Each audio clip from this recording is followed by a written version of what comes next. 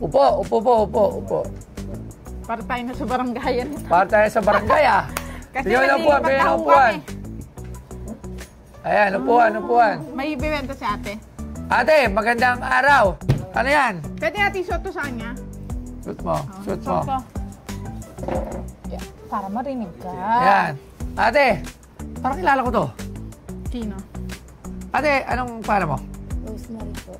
Rosemary. Taga saan si Rosemary? Taga Bangkal po. Bangkal. Makati. Sadya dito. Cutter Blake.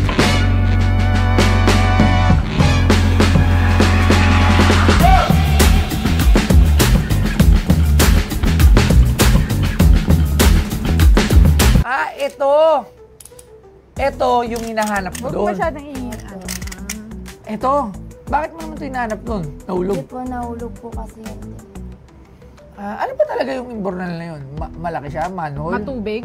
Hindi naman po matubig. Na ano lang po, yung may biyak lang siya. Pero sa loob nun, paano ka napunta doon? Doon po banda niyo sa gilid ko, meron po malit na butas doon. Doon po yung may tubig. Pero yung pinupunta, bumababa ka talaga doon? Hindi po. Yung araw lang po yung doon po ako bumaba. Akala ko doon ka talaga bumababa. Hindi, walang babaan yun. Siya, asawa mo? Opo. Magkano? Ayun, nag-pressure si Kuya. Magkano? Kaya na doon po ba?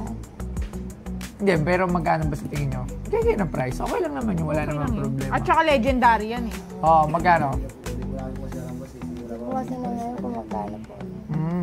Ito, magkano nga to? Magkano? 5,000. Okay na yan. Ay, okay na. Wala na. Ang bilis. 5,000. 5,000? Deal na? Parang ayaw niya. Ayaw po ba? Ano? 5,000? Deal na? 5,000. Akin na yan. Bakit ang dami mong Parang kakabay? ayaw niya. 5,000. Ayaw niya. Bakit ang dami mong ano? Iwa. Dami mong iwa. Ay, pakita mo. Baka dyan mo ginagamit yung cutter blade mo. Hindi po. Ang dami mo. Bata. Ito sa Imbornal. Gagawin ko na 10,000 bibigay ko sa inyo.